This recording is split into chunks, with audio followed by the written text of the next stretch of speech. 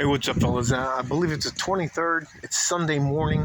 I'm gonna detach the yard sometime this week and fix the.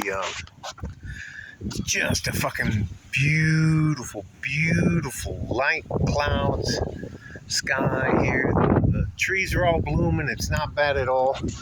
But we had some. There's a package at the front door. I'll show you. Package at the front door. Had some minor drama last night, and I think it is a good point to say something without trying to be.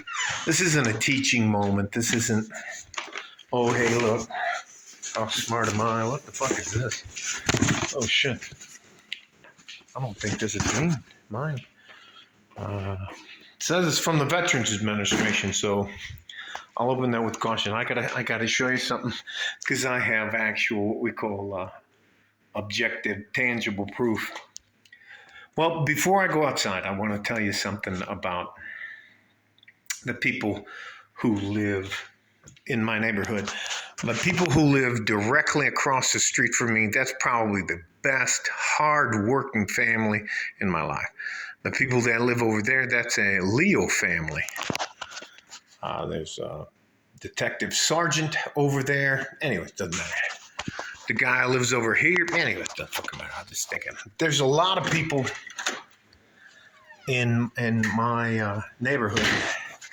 The man that lives right here, he dropped by last night at about 12:30, and I was in bed with my wife, and my neighbor climbed the fence right there, and there is a pair of underwear, and I believe that's a t-shirt. Now I'm gonna now I went out and talked to him at about 12:45 because he was in there singing, and he's he works for the Leo department here in West Texas, El Paso. So let's just let that go and I'll show you something.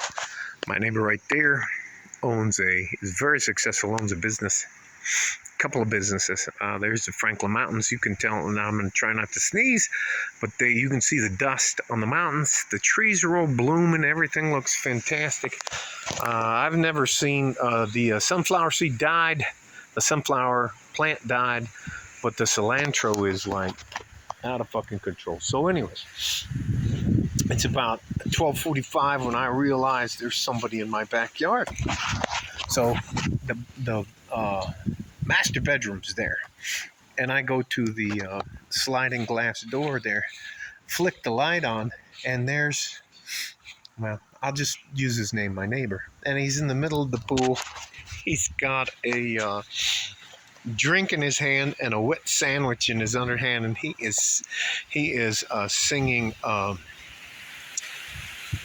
some song by what he said was Luis Miguel.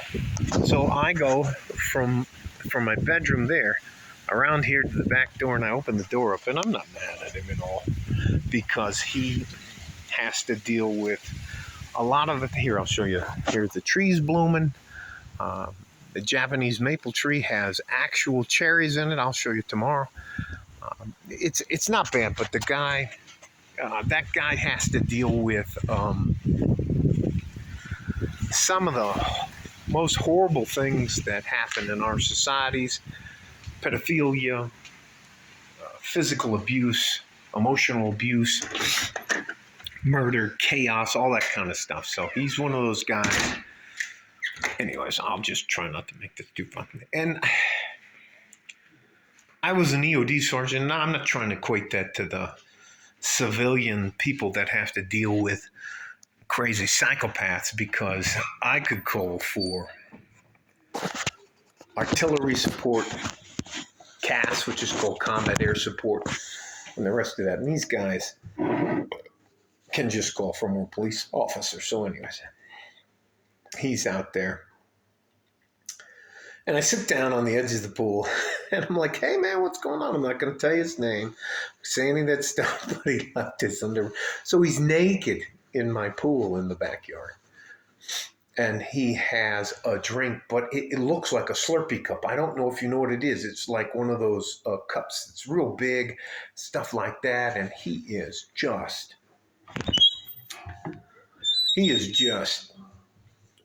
smashed. He's drunk. He's out of his mind drunk.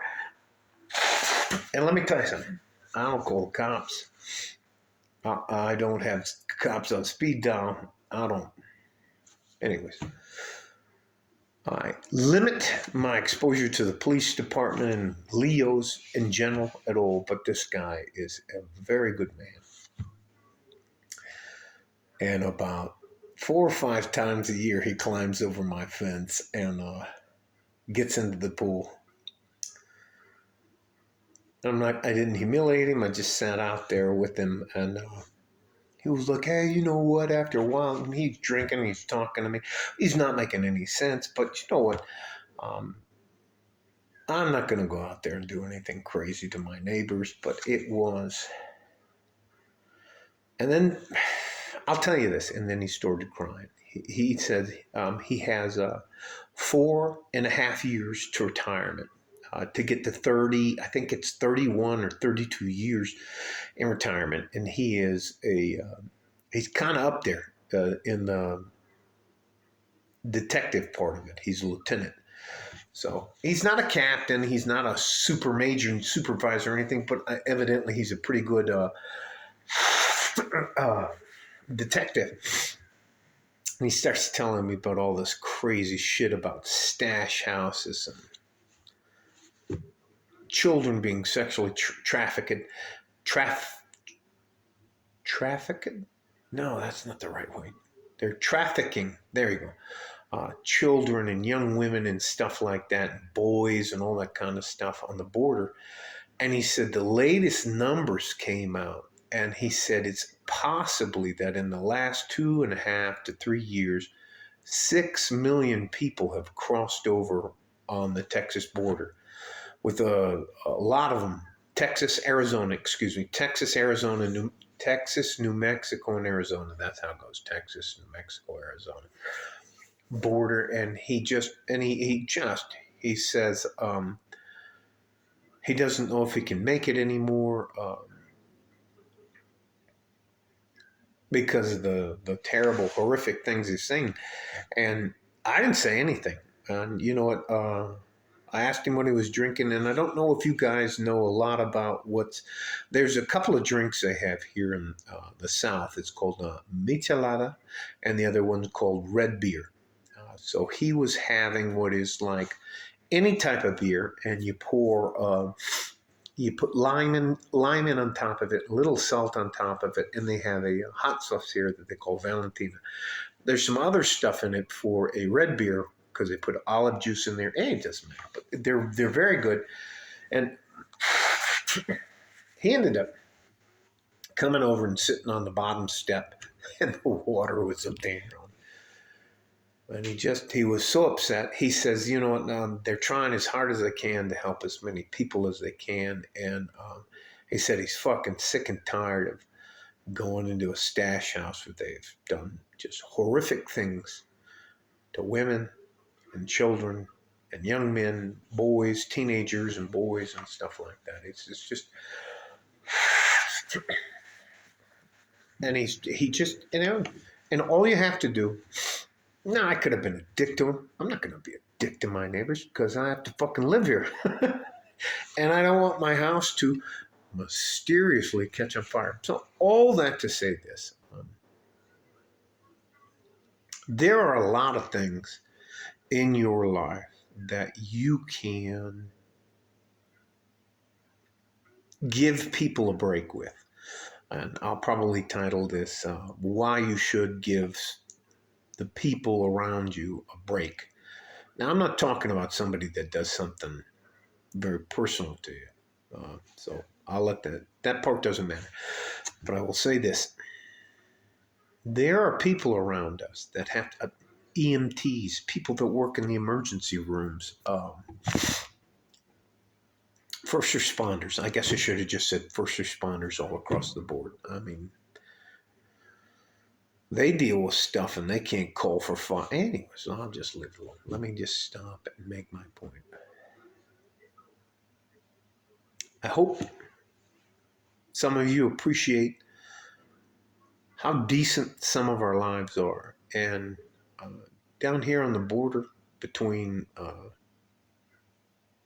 Mexico and the rest of the world below us, Central and South America, life is very grim. It's not like living here. So, and there's a reason why all those people are coming here. Do I agree with it? No. Do I think it's right? No. But the impact that that has on our law enforcement officers across the board, ICE agents, Border Patrol agents, the sheriffs, here in El Paso, the El Paso Police Department, all the rest of those kinds, the fire department, the EMTs, and all those people, they're getting traumatized by some of the crazy psychopathic shit that goes on down here. And you know what? If you don't live close to the border, and I'm not saying anybody put a gun to my head and tried to make me be there, and I'm not asking you to understand or be compassionate about any of those things, but the impact it's having on the people that have to go out there and deal with this day after day after day after day it's hard. So if my neighbor crawls over the fucking fence and decides to go for a swim at like I think I finally figured it out by like 12:30. By 12:45 he was okay. I helped him up. I gave him a towel. He didn't want to. Anyways, and he just climbed back over the fence on that side of the property. And probably Tuesday or Wednesday, he'll stop by, or I'll get a text from him. Hey man, can you just throw my underwear and shirt over the fence?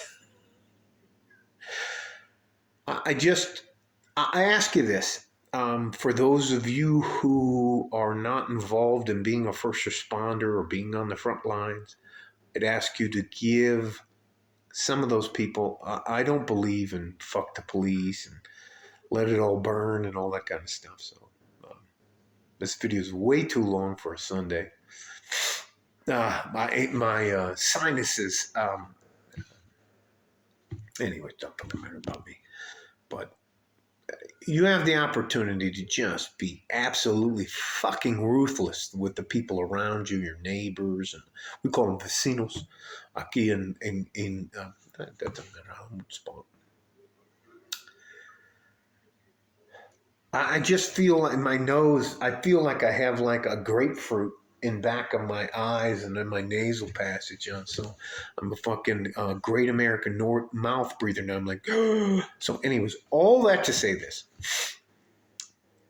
If you find a community that you want to live in and you want to spend time in, you're going to have to decide whether or not you want to accept or not accept the things that go on around you. And I would rather have the firefighters, the police officers, the FBI agents, the Secret Service agents, the CIA guys, all the guys that are down here making things happen on the border. I don't want them to feel like they can come and talk to me or do it. You know what? That's enough. I'm just droning on.